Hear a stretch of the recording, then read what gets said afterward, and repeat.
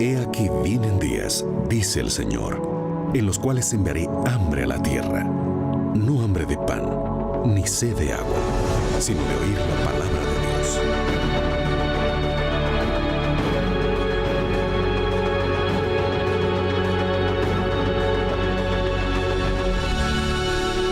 Libertad sin límites, con Joel Flores. Para un mundo perturbado, para una sociedad atemorizada, para una familia desintegrada, para una vida angustiada, existe esperanza. La esperanza es Jesús.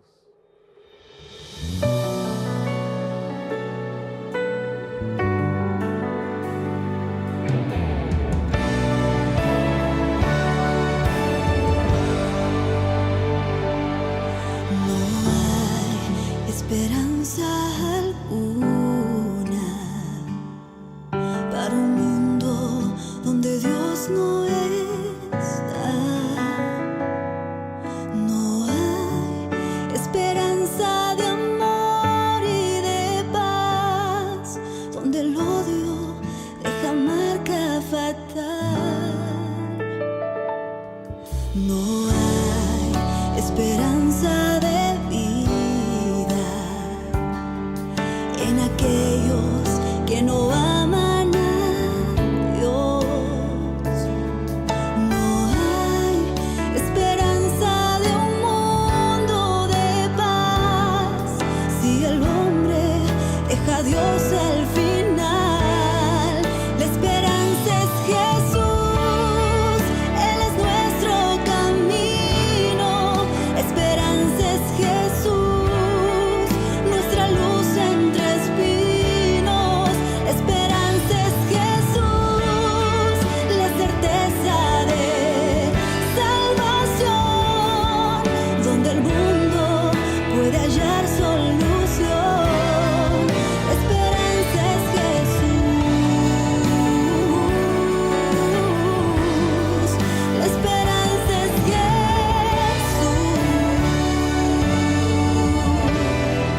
La esperanza es Jesús.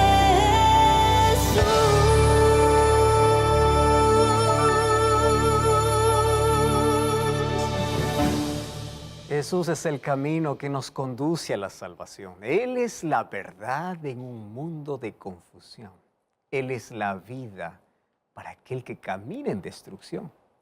Que Jesús sea tu única esperanza y que solo en Él puede estar tu confianza. Bienvenido. Está comenzando Libertad sin Límites. Y me alegra de verdad, estoy tan feliz de que tú puedas estar allí del otro lado de esta pantalla, viendo este programa a través de la TV Nuevo Tiempo, viendo este programa a través de YouTube, viendo este programa a través de Facebook, o también sintonizando el programa a través de Radio Nuevo Tiempo. Cuánta alegría me da poder saludarte, como siempre, en este momento especial para poder abrir la palabra de Dios, para poder encontrar esperanza para nuestra vida, para poder encontrar fortaleza para nuestro corazón. Y estamos aquí, una vez más, para poder disfrutar de aquellas promesas extraordinarias, lindas, que tiene Dios para nuestra vida a través de su palabra. ¿Tú sabías que existe un tiempo que se llama el tiempo de gracia? Esa gracia es la oportunidad que Dios otorga al ser humano para que pueda arrepentirse. Tú sabes que no toda la vida alguien va a suplicarte para que te arrepientas. Y tú sabes que quien es el que suplica para llevarte al arrepentimiento no es un pastor, no es un predicador, no es un líder, es el Espíritu Santo. Pero un día el Espíritu Santo se retirará de la tierra. Y a partir de ese día no habrá más arrepentimiento. Y el destino de la humanidad habrá sido sellada para siempre. ¿Entiendes? Entonces la pregunta es, ¿cuándo llega ese día? Antes de eso tenemos que comprender qué cosa es lo que Jesús está haciendo ahora en el cielo y en qué momento ese tiempo de oportunidad se va a terminar. Lo que nosotros conocemos, el fin del tiempo de gracia o cuando la puerta se cierra. Dios ilustró el plan de salvación para su pueblo a través del santuario. Por eso estudiar el tema del santuario es importantísimo. Ahora mira, en el santuario habían muebles, habían ceremonias y todo lo que había allí mostraba de manera clara cómo Dios salva al ser humano. Entonces, el santuario mostraba, en primer lugar, el sacrificio sustitutivo de Jesús. ¿Qué significa eso? Jesús tomó nuestro lugar. Él murió en nuestro lugar. Él es nuestro sustituto. ¿Y qué cosas se hacía para poder entender? Todos los días se sacrificaban corderos, todas las mañanas y las tardes. Entonces, esos corderos representaban a la muerte de Jesús, que vino en nuestro lugar. Entonces, cuando Juan vio a Jesús, dijo, he aquí el Cordero de Dios que quita el pecado del mundo.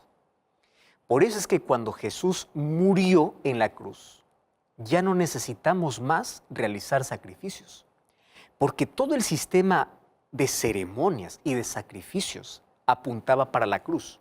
Y hay muchos que por allí tienen un problema en confundir la ley ceremonial con la ley moral, con la ley que Dios escribió, pero ese es otro asunto.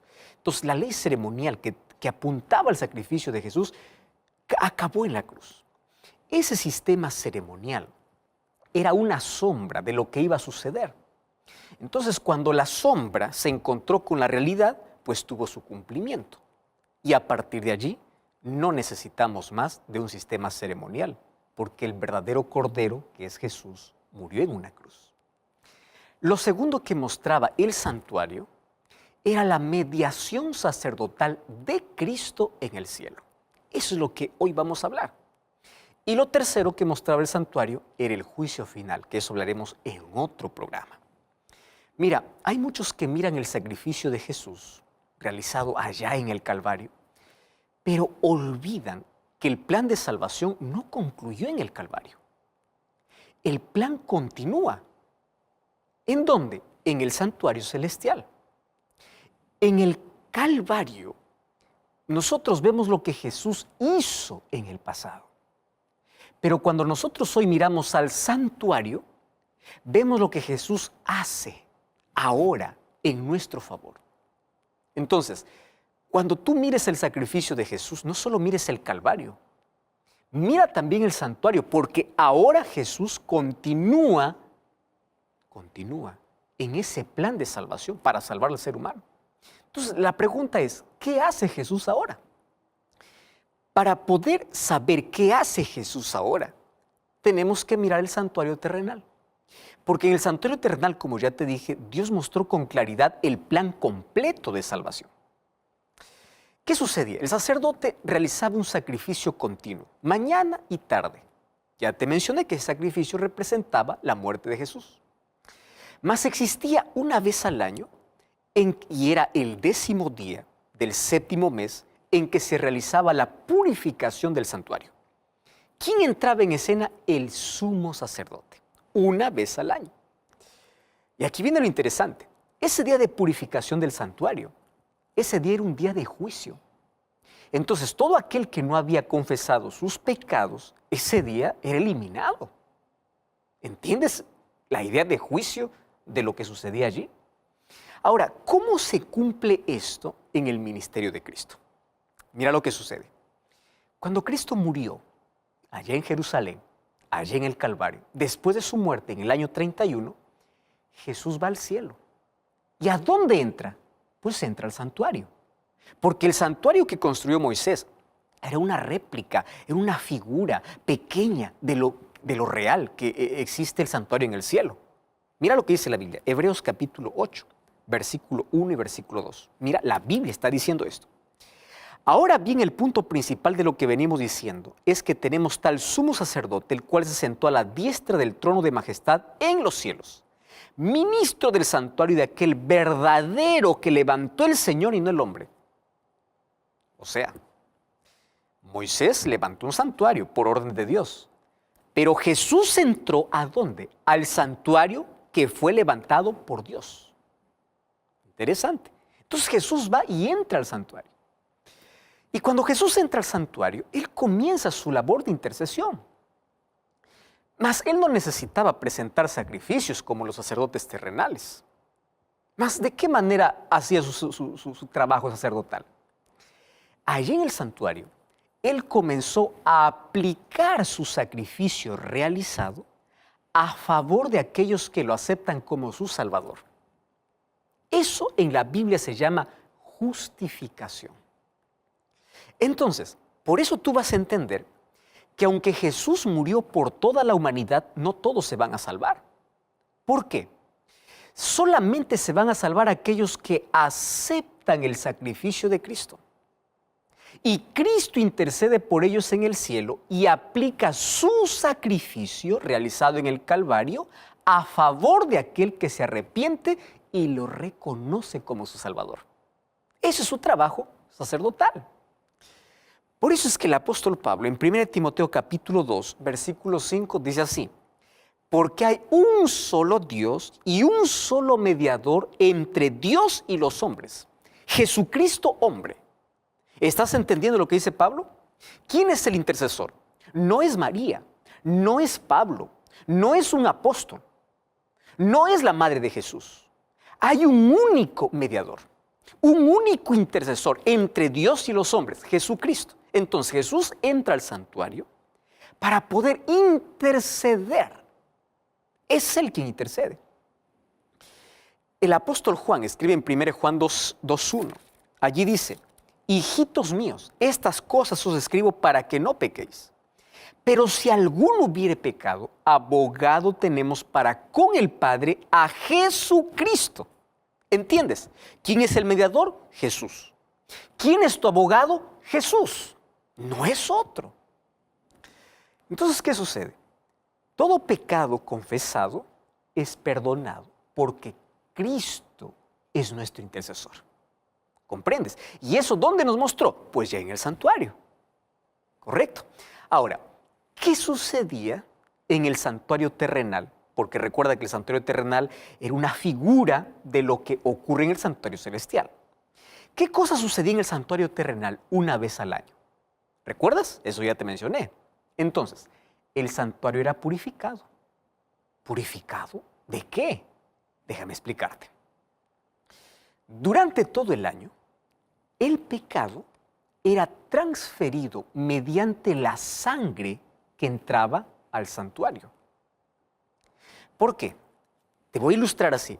Cuando alguien reconocía que había cometido un pecado, llevaba su ofrenda y llevaba un cordero, vamos a colocar aquí la imagen del cordero, él no entraba hasta el santuario.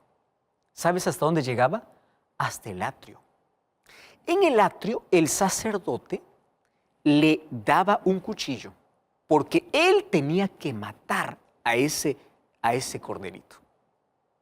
Entonces él, el pecador, reconocía su pecado, llevaba su ofrenda de sacrificio y antes de sacrificar al cordero, colocaba su mano sobre la cabeza del corderito de manera simbólica. El pecado era transferido al cordero. Por eso es que el cordero moría en lugar del pecador. Entonces, aquel que mataba el cordero reconocía que él merecía morir.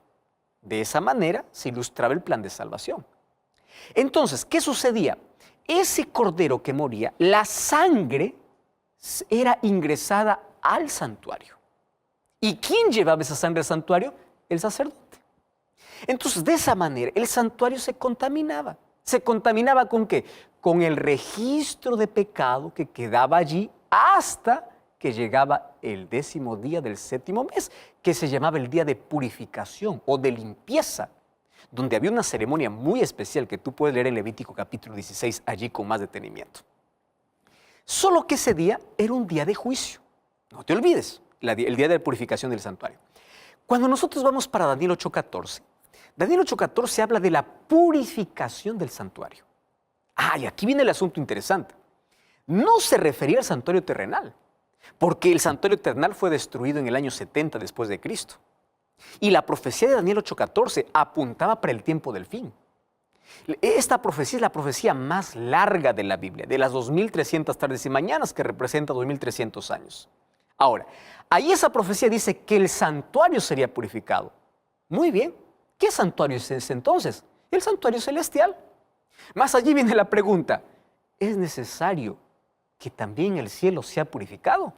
¿Pero cómo? Si ahí no hay pecado. Muy bien, abre tu Biblia, abre tu Biblia. Vamos, Hebreos capítulo 9, versículo 23. Hebreos capítulo 9, versículo 23. Dice así, fue pues necesario que las figuras de las cosas celestiales fuesen purificadas. Ojo, no está hablando de lo terrenal. Celestiales fuesen purificadas. Pero las cosas celestiales mismas con mejores sacrificios que estos. Déjame explicarte aquí. O sea, está diciendo que también allá en el cielo las cosas necesitan ser purificadas. La diferencia es que con mejores sacrificios. ¿Cómo pueden ser purificadas las cosas celestiales? Dice con un mejor sacrificio. ¿Por qué mejor sacrificio? Porque no es sacrificio de un cordero. ¿Con qué se purifica?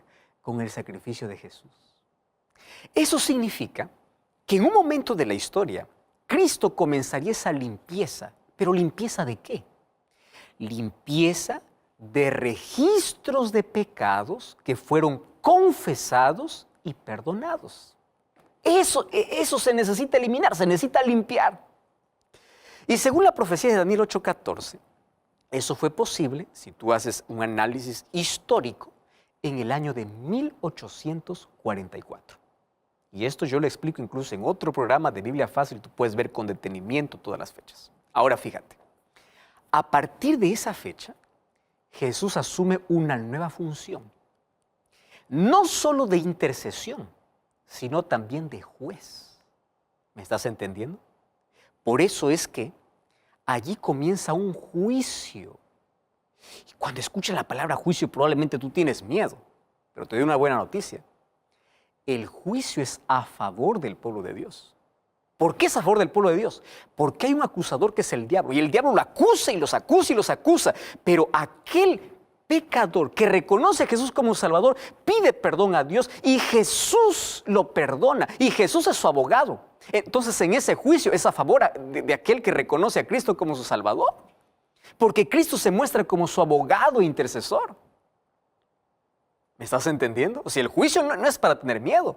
Es para tener miedo si es que tú estás apartado de Dios, das la espalda a Dios, no reconoces a Cristo como tu Salvador. Pero si tú reconoces que Jesús es tu Salvador, Él te defiende ante la acusación. Ahora fíjate, es necesario un juicio. ¿Por qué es necesario un juicio? Para determinar de entre los que dicen creer en Dios y han aceptado su gracia y viven en obediencia y en armonía con su palabra. De aquellos que solamente dicen, yo creo en Jesús, amén, aleluya, pero no obedecen su palabra. Es solamente palabra, ¿me entiendes? No están en armonía con su ley, no están en armonía con su palabra. Entonces, el juicio es necesario, porque es allí donde se determina quién realmente cree en Jesús, quién realmente se arrepiente de verdad, quién realmente abandona sus pecados, quién realmente ha aceptado a Cristo con su palabra en su vida. Por eso Jesús dijo, no todo el que me dice Señor, Señor entra al reino de los cielos. Porque muchos pueden mencionar el nombre de Dios, mas no haber permitido que la gracia de Dios transforme su vida a tal punto de ponerlo en armonía con su palabra y su ley. Lo que te estoy diciendo es bíblico. Entonces, en ese juicio se determina nuestra salvación. Jesús dijo que seremos juzgados por nuestras palabras, por nuestras acciones, por nuestras motivaciones. ¿Entiendes? Nadie me ve. No es que nadie te ve. Ángeles están registrando cada acto humano. Y todo está siendo registrado. Santiago capítulo 2, versículo 10 al 12, dice que en este juicio el código moral es la ley de Dios. Por eso Santiago dice, así hablad y haced porque van a ser juzgados por la ley de la libertad, la ley de Dios. Por eso es que el enemigo odia la ley de Dios. Y es por eso que Salomón también escribió en Eclesiastés 12, 13 y 14, teme a Dios y guarda sus mandamientos, porque esto es todo el hombre, porque Dios traerá toda obra a juicio. ¿Estás entendiendo? Hoy estamos viviendo ese juicio, ahora. ¿No me crees? Abre tu Biblia. Mira Apocalipsis capítulo 14, versículos 6 y versículo 7. Ya te dije que Jesús a partir de 1844, según la profecía de Daniel 8:14, asumió una nueva función. No solamente de intercesor, sino también de juez, y se está realizando un juicio. Mira Apocalipsis capítulo 14, versículo 6. Vi volar por en medio del cielo otro ángel que tenía el evangelio eterno para predicarlo a todos los moradores de la tierra, nación, tribu, lengua y pueblo. Apocalipsis está hablando para el tiempo del fin. Mira lo que sucede. Y decía a gran voz: temed a Dios y dadle gloria, porque la hora de su juicio ha llegado. ¿Estás entendiendo? Adora a Dios porque su juicio llegó. Es decir, el juicio ya comenzó. Pero los que aman a Dios no temen el juicio, porque cada vez que confiesan sus pecados y se arrepienten y aceptan el sacrificio de Jesús, pues no son más condenados, porque Jesús aplica su sangre, su sacrificio, para perdón de todo pecado confesado y donde hay arrepentimiento. Ahora, quiero decirte una cosa interesante aquí. No existe un pecador que acepte la gracia de Dios y no sea perdonado. Mira, no importa cuán grande sea tu pecado, Dios te perdona. Porque mayor que tu pecado es la gracia de Dios. ¿Lo estás entendiendo? Mayor que tu pecado es la gracia de Dios. Ahora, mientras Cristo continúe siendo nuestro intercesor, hay oportunidad para todo ser humano. Pero aquí viene el asunto. No siempre Jesús estará allí. Un día saldrá. Y cuando salga del santuario para venir como Rey de Reyes a esta tierra, el destino de cada ser humano estará definido para siempre. Cuando esto suceda, Apocalipsis capítulo 22, versículo 11, dice así: el que es justo, siga justo. El injusto, continúa así. Es decir, no hay más oportunidad de salvación, porque no habrá más intercesor. La gracia en el cielo habrá terminado. Cuando el juicio concluye en el cielo, Jesús vendrá aquí a la tierra para dar a cada uno conforme a sus obras. Eso es lo que dice Apocalipsis 22:2. He aquí yo vengo pronto para recompensar a cada uno. Es decir, antes que Jesús vuelva, tiene que haber un juicio en el cielo, porque allí se determina la recompensa de cada ser humano en base a las decisiones que tomó, a las oportunidades que desperdició, a la gracia que aceptó o rechazó. ¿Y sabes qué cosa? No sabemos cuándo Jesús saldrá del santuario. No sabemos cuándo termina la gracia para la humanidad. Pero mientras el Evangelio siga siendo predicado, mientras el Espíritu Santo continúe trabajando en la mente del ser humano, es porque aún existe gracia. Mas llegará un día en que no habrá más oportunidad. Nadie más te suplicará. Por eso la Biblia es clara al decir en Hebreos 3:15, si oyeres hoy su voz, no endurezcáis vuestros corazones. En otras palabras, no juegues con las oportunidades que Dios te da. No postergues la oportunidad de salvación porque es peligroso. Tú no sabes cuándo se acaba la gracia. Tú no sabes cuándo es tu última invitación. Tú no sabes cuándo es tu último día. No juegues. Un día la puerta se cerrará. Y quiero recordarte lo siguiente, que aquello que Dios cierra, nadie puede abrir. Mira lo que dice Apocalipsis capítulo 3, versículo 7. Esto dice el santo y el verdadero, el que tiene la llave de David. Llave significa autoridad. El que abre y ninguno cierra, pero cuando cierra, ninguno abre. ¿Tú recuerdas en Mateo 25? Jesús contó la parábola de las 10 vírgenes.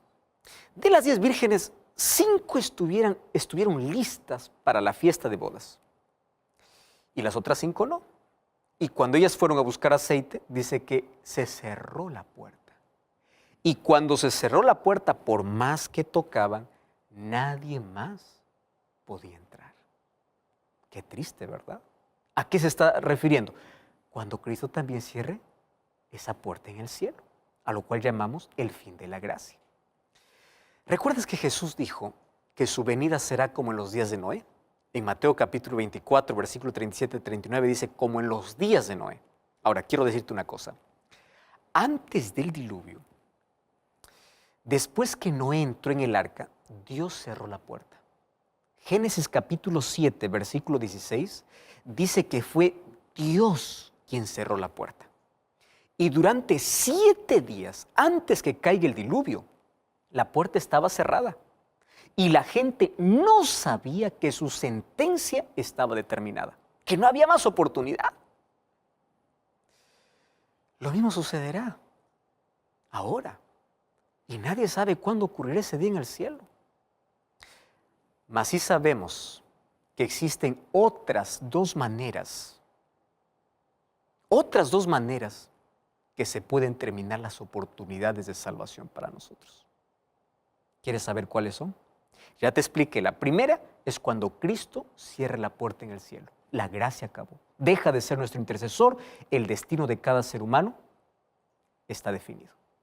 Mas hay una segunda oportunidad, un segundo momento en el cual se cierra la gracia. Mira lo que dice Mateo capítulo 12, versículo 31 y versículo 32. Dice así. Por tanto os digo que todo pecado y blasfemia será perdonado a los hombres, mas la blasfemia contra el Espíritu no le será perdonada. Escúchame. Pecado contra el Espíritu Santo no se trata de una acción. ¿Qué cosa es pecar contra el Espíritu Santo? Es el continuo rechazo, donde te acostumbras a abrazar el pecado y a despreciar a Cristo. Entonces llega un momento que en lugar de arrepentirte, comienzas a justificar el pecado. Y te recuerdo, si el pecado no es confesado, no es perdonado. O sea, mientras tú tengas necesidad de cambiar, mientras tú estés incómodo con tu forma de ser, mientras tú reconozcas que eres pecador, no importa cuán bajo hayas caído, hay perdón para ti. El problema está cuando tú te acostumbras y te aferras tanto al pecado y el Espíritu Santo continúa trabajando en tu vida, continúa llamando, pero tú no lo escuchas. Y cada vez te vas a volver sordo espiritual, hasta perder la sensibilidad espiritual a tal punto que no tienes más necesidad de perdón y arrepentimiento. Ya no quieres arrepentirte. Entonces, si no hay arrepentimiento, no hay confesión. Si no hay confesión, no hay perdón. Y si no hay perdón, no hay salvación.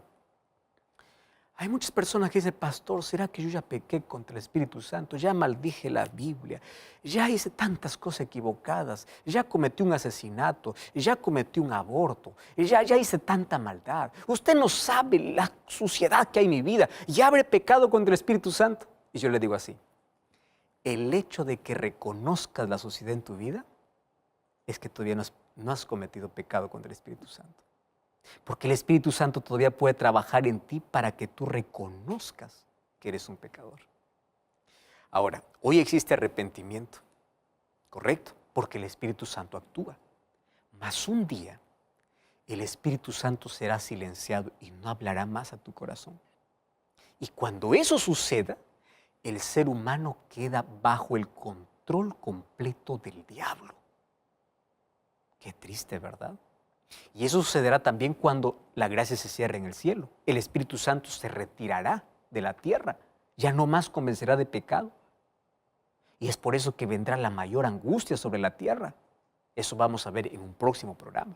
Ahora fíjate, existe otro momento en el cual la gracia termina para el ser humano. Ah, pastor, ¿qué otro momento? Sí, ya vimos. El primer momento es cuando Jesús sale del santuario.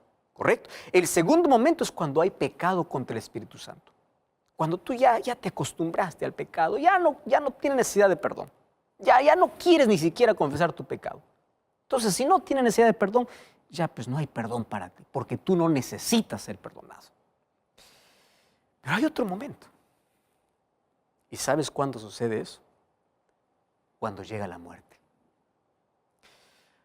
Ahora, todos sabemos que vamos a morir. Todos. Pero nadie sabe cuándo. ¿Verdad? Y yo quiero decirte esto con mucho amor. Mientras tengas vida y exista gracia en el cielo, Dios seguirá llamándote para que aceptes su gracia. Pero escúchame, nadie sabe cuándo es la última vez que Dios le llama. Nadie sabe. Nadie sabe cuándo es su última invitación, porque la muerte llega de manera inesperada. Santiago dice, nuestra vida es como la neblina, que aparece y de pronto desaparece. Y hoy quiero decirte que nadie te salva de muerto. No hay oración que te salve. No hay misa que te salve. La salvación es un asunto de elección en vida. ¿Me estás entendiendo? Mira lo que dice Deuteronomio capítulo 30, versículo 19 y versículo 20. La Biblia es muy clara. Deuteronomio capítulo 30, versículo 19 y 20. Dice así: a los cielos y a la tierra llamo por testigos hoy. Hoy he puesto delante de ti la vida y la muerte, la bendición y la maldición. Escoge la vida. No te está diciendo que otro va a escoger por ti. Tú vas a escoger la vida. ¿Cuándo? Cuando estás vivo. Versículo 20. Amando a Jehová tu Dios, atendiendo su voz y siguiéndole a Él, porque Él es vida para ti. Entonces, de muerto no sirve sacrificios, oraciones, no. Es una elección en vida. Por eso Dios te dice, tú eliges. La salvación es un asunto de elección. Nadie irá al cielo siendo obligado. Por eso te digo en el nombre de Dios que la decisión más inteligente es no perder tiempo sin Dios. La decisión más inteligente es usar nuestra libertad para vivir con Dios. La decisión más inteligente es elegir la vida, que es Cristo. El mejor uso de tu inteligencia es elegir a Cristo ahora. ¿Por qué? Porque todavía existe gracia. Y a mí me encanta mucho la invitación que hace el libro de Hebreos capítulo 4, versículo 16. Y es una invitación para todos. Allí dice así: acerquémonos pues confiadamente al trono de la gracia para alcanzar misericordia y hallar gracia. ¿Sabes por qué dice acerquémonos confiadamente al trono de la gracia? Porque allí está Jesús todavía. Él es nuestro intercesor. Y cuando vamos para Hebreos capítulo 7, versículo 25, me encanta este versículo, dice, por lo cual también puede salvar perpetuamente a los que por Él, hablando de Jesús, se acercan a Dios, viviendo siempre para interceder por ellos. Tú te acercas a Dios y Él te salva, porque Él intercede. O Jesús es tu abogado, o estás perdido para siempre. Sabes que tus mejores obras no podrán salvarte. Tu dinero no puede salvarte. Tu fama no puede salvarte. Lo único que puede salvarte es la gracia de Jesús. Y para que tengas esa gracia, tú tienes que acercarte. Nadie lo va a hacer por ti, eres tú. Tú tienes que ir a la presencia de Dios. ¿Sabes? Uno de los textos más tristes que yo encuentro en la Biblia está en el libro de Mateo capítulo 23, versículo 37. Abre tu Biblia allí. Mateo capítulo 23, versículo 37. Y allí es un lamento de Jesús, un lamento sobre Jerusalén. Y dice así: Jerusalén, Jerusalén, que matas a los profetas y apedreas a los que te son enviados. ¿Cuántas veces quise juntar a tus hijos como la gallina junta sus polluelos debajo de sus alas? Pero tú no quisiste. ¿Cuántas veces al leer ese texto, en lugar de Jerusalén, coloqué mi nombre? Yo te invito para que tú coloques tu nombre: Rubén, Elizabeth, María, Rebeca, Sofía. Ahí coloca tu nombre. ¿Cuántas veces te llamé? ¿Cuántas oportunidades te di? ¿Cuántas veces te libré de la muerte? ¿Cuántas veces te llamé pero tú no me quisiste oír? Te llamé a través de un programa de televisión, a través de un programa de radio, a través de un libro. Te llamé a través de un vecino, a través de tu esposa que es cristiana, a través de tu esposo, a través de tu hijo. Te llamé a través de una predicación, te llamé a través de un pastor, te llamé a través de la naturaleza, te llamé, pero tú no quisiste oírme. ¿Sabes? Cuando se cierre el tiempo de gracia, el Espíritu Santo será retirado de la tierra y se vivirá la mayor crisis de la historia, una angustia cual nunca hubo. El mundo quedará enloquecido y habrá angustia para los hijos de Dios porque serán perseguidos, y también angustia para los impíos porque sobre ellos caerán 7 plagas, que eso veremos en un próximo programa. Mas hoy quiero decirte lo siguiente: cada día que pasa nos aproximamos al día final. Cada día, hoy el ser humano está distraído y está entretenido, que descuida su salvación y posterga las oportunidades que Dios le da. Por eso yo siempre digo, si hoy cierras tu corazón, un día Dios cerrará su gracia en el cielo. ¿Sabes?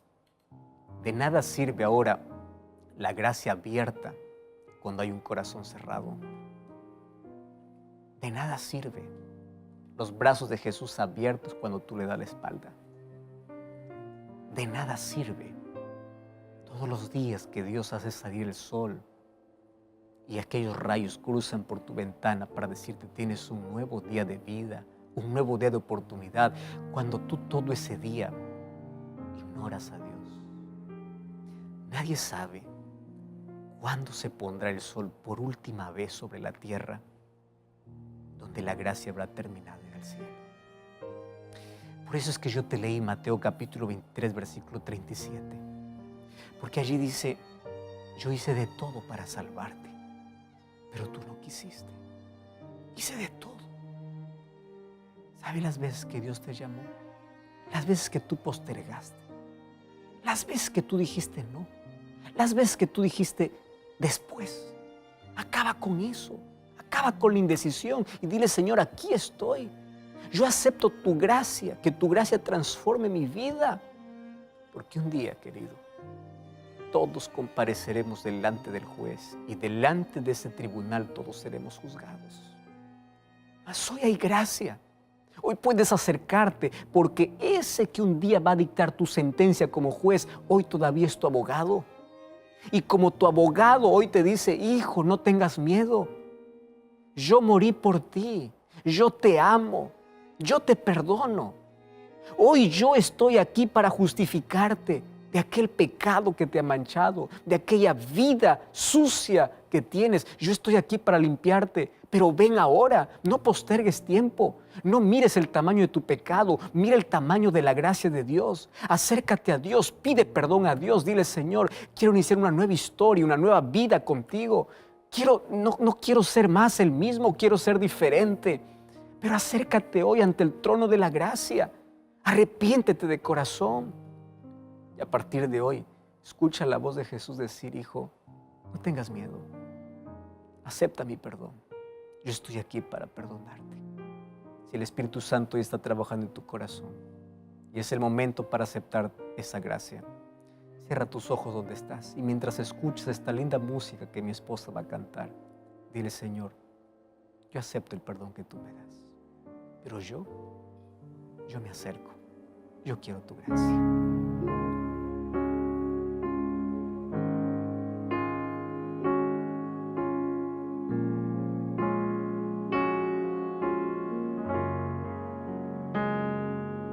Delante del juez, delante de ese tribunal, estoy aquí para ser juzgada, culpada soy, o puedo esconderme aquí y apelar. Ahora tengo que enfrentar. Hoy mi destino está en sus manos, mas Él me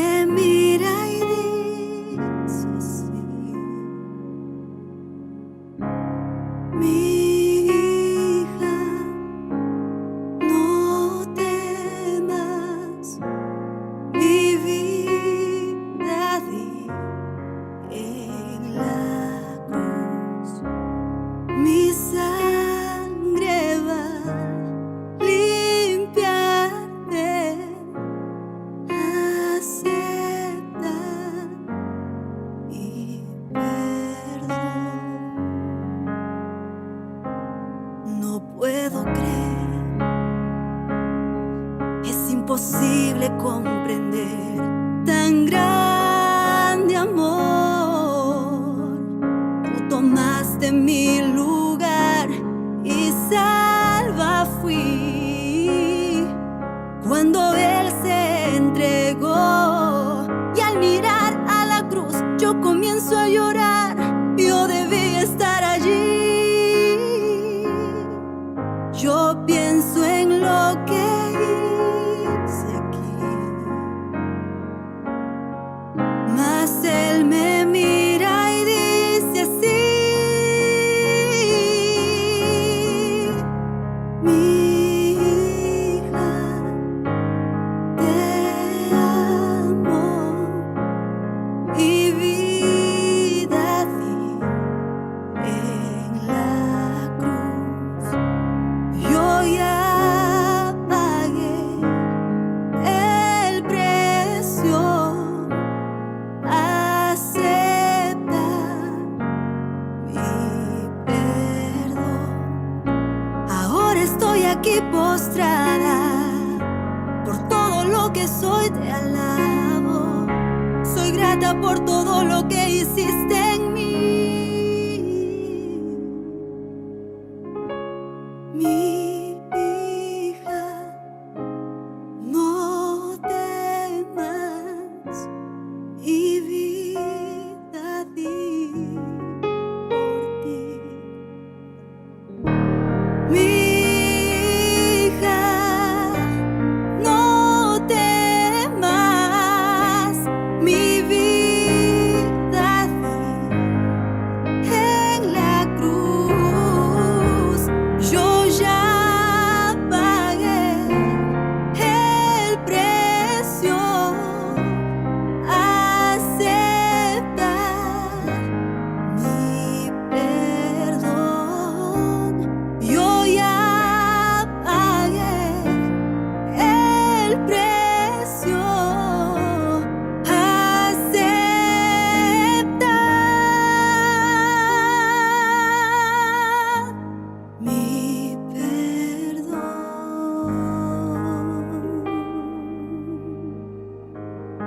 Mi perdón.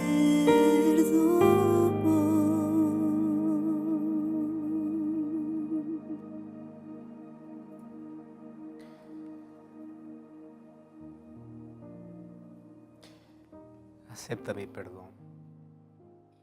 Yo ya pagué el precio. Tú no necesitas seguir cargando una culpa sobre tus hombros. Tú no mereces seguir siendo controlado por el pecado. Yo te liberté, dice Jesús. Yo pagué el precio más alto para salvarte. Yo hice todo. Mira la cruz para que entiendas cuánto te amo. Pero no te quedes allá en el Calvario.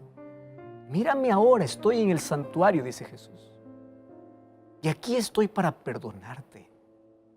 Aquí estoy para recibirte. No importa cuán sucio estés.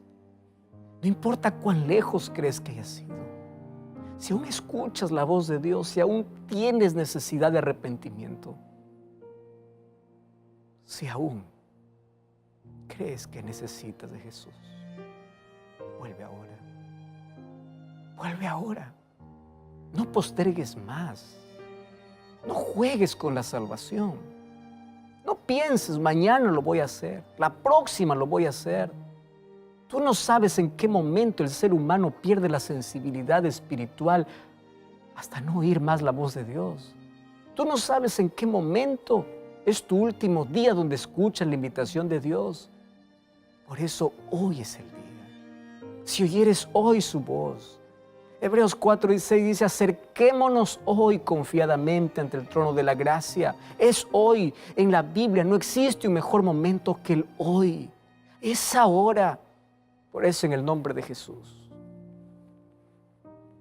abandona aquella vida de pecado. Comienza un relacionamiento con Cristo.